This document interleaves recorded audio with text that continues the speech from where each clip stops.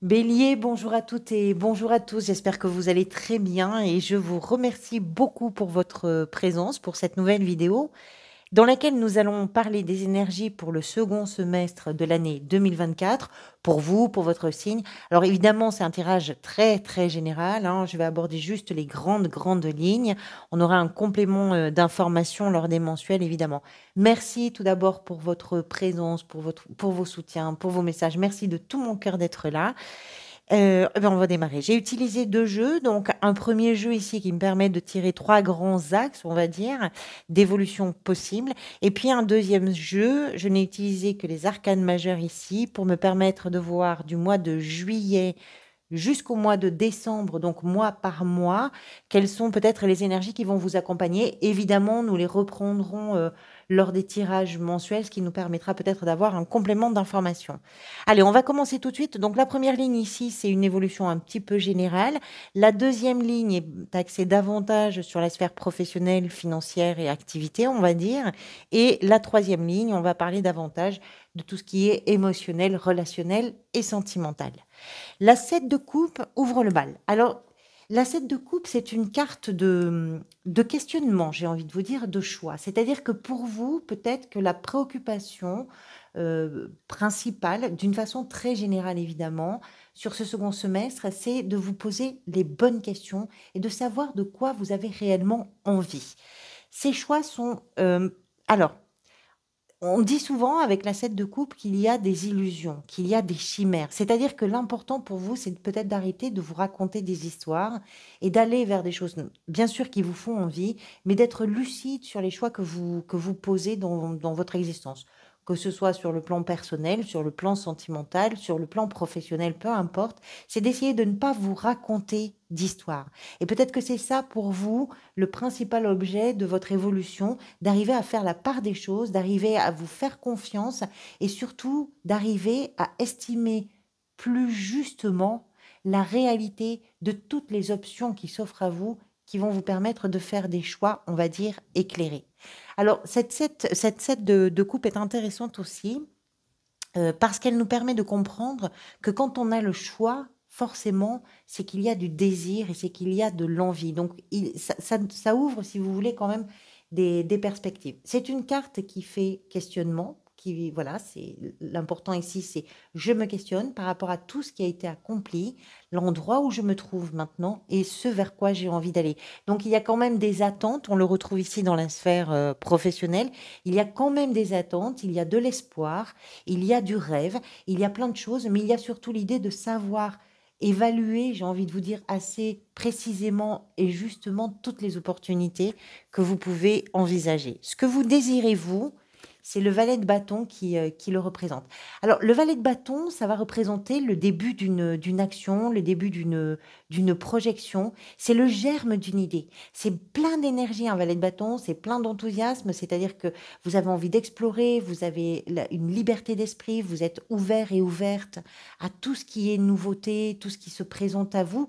Il y a une forme de jeunesse toujours avec les valets. Ça ne veut pas dire que vous êtes forcément jeune, ça veut dire que dans votre façon d'appréhender les événements, les expériences qui se présentent, il y a cette immaturité, il y a cette dynamique, je dirais, un peu fougueuse, un peu, voilà, on y va, allez, j'ai envie d'essayer, j'ai envie, voilà, c'est de l'enthousiasme, c'est beaucoup d'inspiration, et c'est de faire les choses avec passion, avec détermination. C'est ça que vous avez envie de mettre en place. Des perspectives, de l'enthousiasme, de la passion, quelque chose qui vous emporte un petit peu. Et ce, encore une fois, quel que soit le domaine peut être ciblé plus particulièrement pour vous. Ce qui peut venir vous aider, c'est représenté par la 8 de bâton. C'est que les choses se mettent en place avec une forme d'accélération. C'est que tout d'un coup, par rapport à ce que vous avez évalué, par rapport à ce que vous décidez, vous choisissez, tout d'un coup, les événements s'enchaînent et vous êtes un peu pris ou prise dans ce tourbillon qui va vous emporter. Alors, vers une destination, je ne sais pas laquelle, mais c'est ça qui va venir vous aider. C'est l'accélération, c'est le fait que la communication va vite, le fait que la compréhension va vite. tout prend, je dirais, un rythme un peu plus soutenu et ça, c'est quelque chose qui va vous aider. Alors peut-être que ça va vous aider parce que quand vous êtes sur un questionnement, ça va vous pousser à faire des choix. Peut-être que ça va vous aider parce que ça va vous permettre de mettre en place de nouvelles opportunités et de foncer dans de nouvelles aventures. Là, évidemment, ça va dépendre de votre situation personnelle. Le cavalier de denier représente ce vers quoi tout ça pourrait peut-être aller à la fin de ce semestre. Ce cavalier construit la base solide, la base sécurisante, la base d'abondance de sa vie. Vous, alors, vous prenez le temps de, en fait, vous vous donnez les moyens de stabiliser votre situation.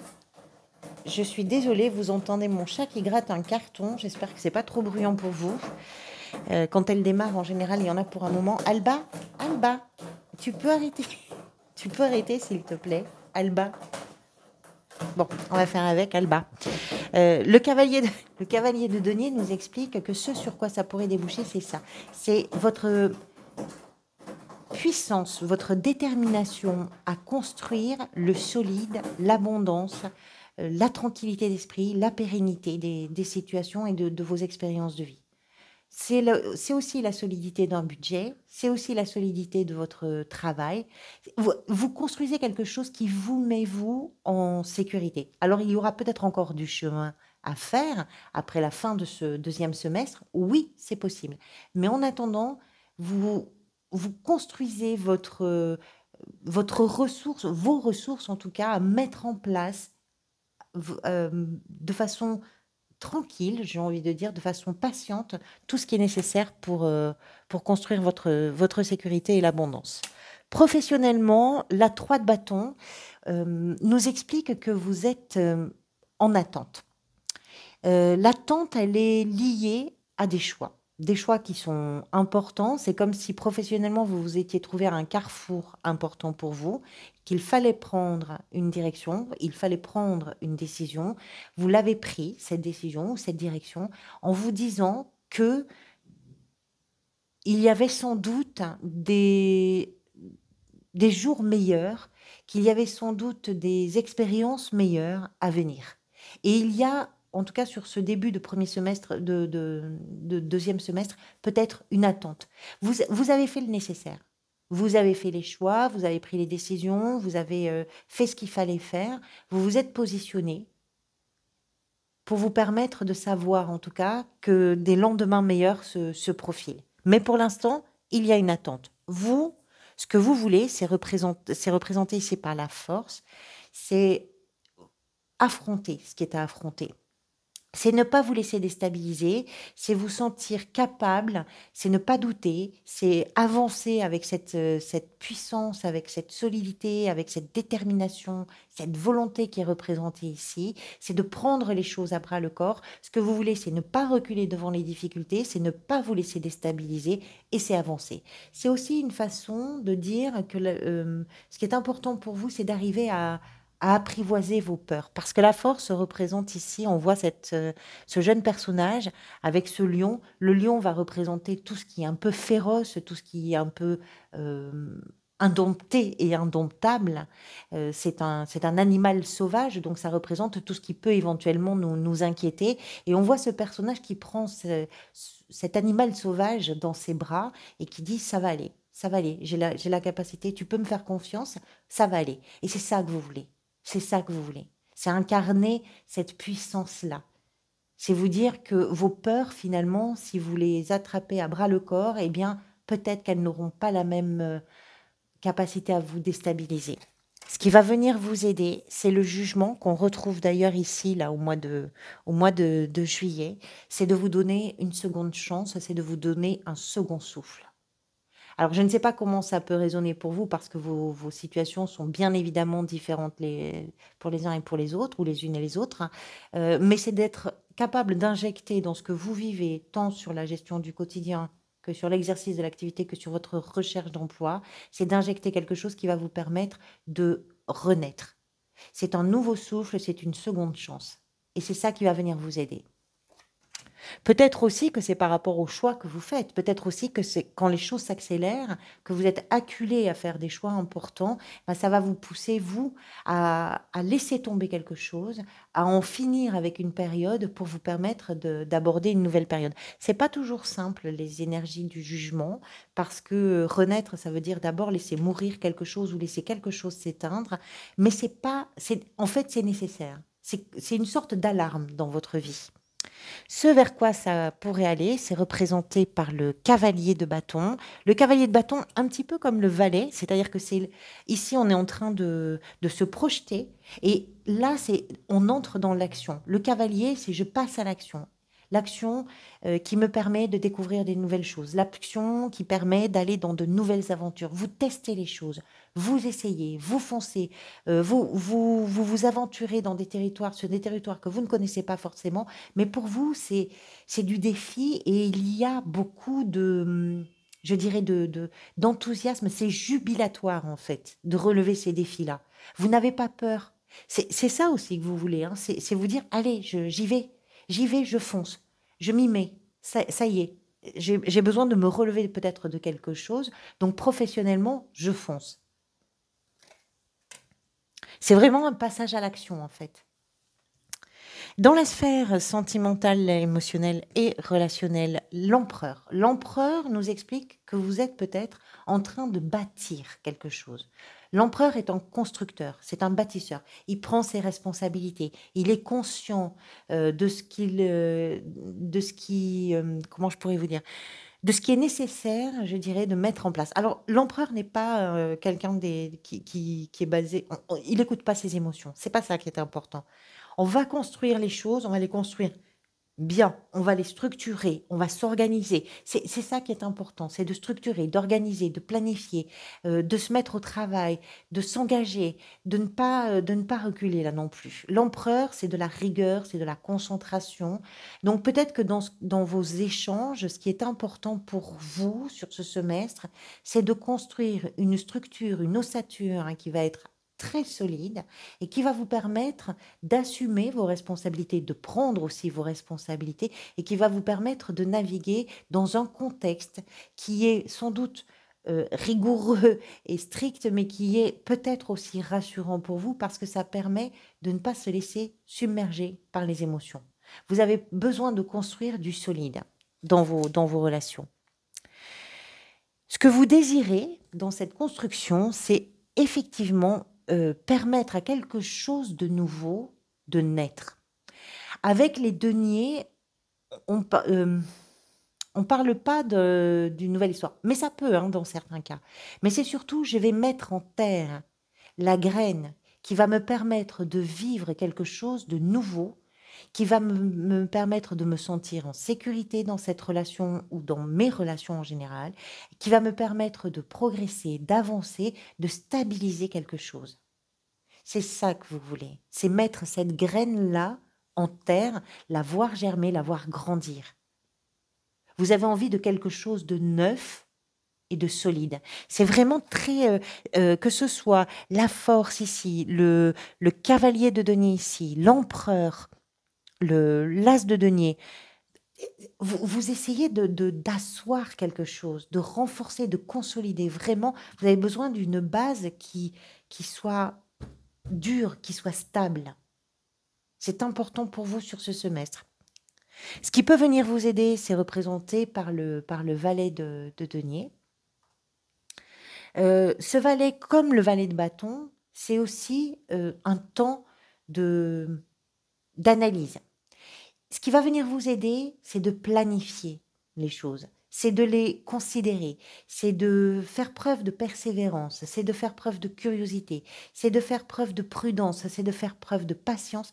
Tout ça, ça peut venir vous aider dans vos relations. Mais parce que vous avez une perspective, il y a des perspectives, tant sur le plan général que sur le plan professionnel, mais aussi dans vos relations. Vous avez envie d'une amélioration et vous êtes à un moment de votre vie où effectivement vous avez envie de nouveauté, mais vous avez envie que cette nouveauté soit aussi pour vous le lieu de l'apprentissage, de l'amélioration, Vous avez envie de réfléchir les choses et ça va vous aider, cette envie-là, parce que ça va vous permettre d'avancer avec beaucoup de prudence et avec beaucoup de patience. Toute la sphère ici émotionnelle, sentimentale et relationnelle est très réfléchie. Vous n'êtes pas du tout dans les coupes, tout ce qui est fluide, pas du tout. C'est sérieux, c'est réfléchi, c'est posé, c'est carré. Ce vers quoi ça pourrait aller.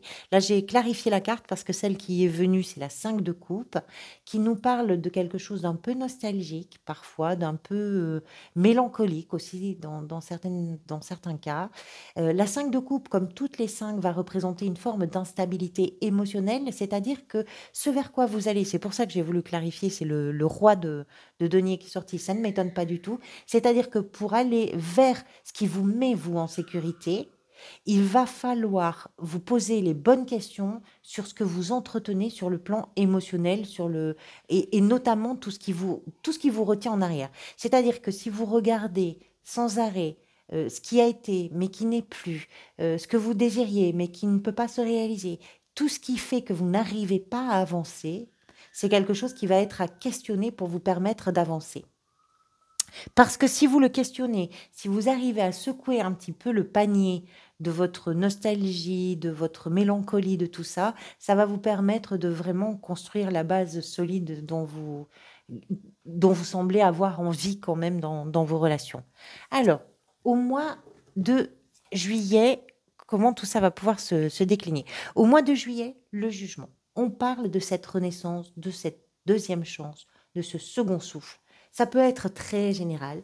Ça peut être l'idée aussi que vous arrivez à un moment, là, au mois de juillet, où il va falloir accepter d'en finir avec quelque chose pour vous permettre d'entrer dans une nouvelle période qui va vous redonner un petit peu d'air, un petit peu de souffle, un petit peu de vie. C'est très intéressant parce qu'au mois d'août, pour vous, ça amène beaucoup de clarification. Alors après, c'est un peu plus complexe. Mais au mois d'août, si vous vous donnez cette deuxième chance, au mois d'août, c'est lumineux, c'est joyeux, ça fait du bien, c'est la vie qui reprend un peu ses droits, c'est la clarté d'esprit, c'est la clarté dans la communication, dans les relations, dans les affaires. Tout ça reprend un petit peu de poil de la bête, j'ai envie de dire. Évidemment, tout ça, on le complétera avec les informations des cartes qui viendront compléter ces arcades majeures sur les lectures mensuelles. La Lune, au mois de septembre, nous explique qu'après la lumière, etc., il y a une période un petit peu où vous n'y voyez peut-être pas très clair. Le mois de septembre peut vous demander de prendre le temps de réfléchir, de prendre le temps de ne pas vous débattre dans tous les sens, parce que plus vous vous débattez avec les zones d'ombre, avec la confusion, avec les idées qui ne sont pas très très claires, plus vous vous débattez avec vos émotions aussi, qui vont peut-être vous mettre votre sensibilité à fleur de peau, eh bien ça va peut-être vous empêcher de voir clairement les situations. Donc peut-être que le mois de septembre, il va falloir être patient ou patiente, il va falloir prendre le temps de laisser les choses retomber un petit peu pour les aborder de façon plus sereine et de façon plus juste aussi. Le mois d'octobre, avec le diable, nous explique que vous êtes peut-être... Excusez-moi, je fais une petite coupure parce que j'entends des cris, j'espère que vous les entendez pas trop. Je fais une coupure, je reviens. Pardonnez-moi pour cette coupure, c'était des enfants qui étaient en train de jouer, mais c'était inquiétant, je voulais m'assurer que tout allait bien. Le diable, je vous disais, au mois d'octobre, le diable vous met peut-être en situation de résister à des pulsions, de résister à des addictions, de résister à de l'auto-sabotage. Pourquoi? Parce qu'il va représenter tout ce qui a de l'emprise sur vous. Alors c'est peut-être comment vous résistez à toutes ces choses-là, c'est peut-être comment vous vous libérez aussi de toutes ces choses-là, ce qui à mon avis est le cas parce que vous avez la force et la justice après au mois de novembre et de décembre, mais le mois d'octobre peut être un mois où après la confusion, la sensibilité, les émotions générées par la Lune, ça vous met en position peut-être de vulnérabilité d'une certaine façon et ça va vous demander de faire un travail de libération. La force au mois de novembre, eh bien voilà, vous y êtes, c'est ce que vous cherchez, la stabilité, la puissance, la détermination, la force de résistance. C'est ça qui s'exprime ou qui se développe peut-être, qui se révèle au mois de novembre pour vous. C'est toute votre puissance de détermination, de votre volonté, ça y est, vous connaissez vos peurs. Vous connaissez vos peurs, vous les avez analysées et vous ne les fuyez plus. Vous faites face. Pour aller vers quoi? Au mois de décembre, un équilibrage, la justice. La justice qui nous explique que vous prenez des décisions qui sont justes, des décisions qui vous rendent justice, qui nous explique que vous prenez le temps de rééquilibrer peut-être quelque chose, ou peut-être qu'il y a quelque chose qui vient de l'extérieur qui va vous permettre aussi de rééquilibrer une situation, qui va vous permettre de faire la part des choses, de prendre des décisions. On parlait ici effectivement des choix. Eh bien, les choix se font aussi sur le mois de décembre. Voilà pour vous, amis Bélier. Merci beaucoup pour votre présence, pour tous vos soutiens. Prenez soin de vous, prenez soin également des gens que vous aimez autant que possible. Et puis profitez de l'instant présent, là encore, dans la mesure du possible. Je vous dis à très très bientôt et merci pour tout.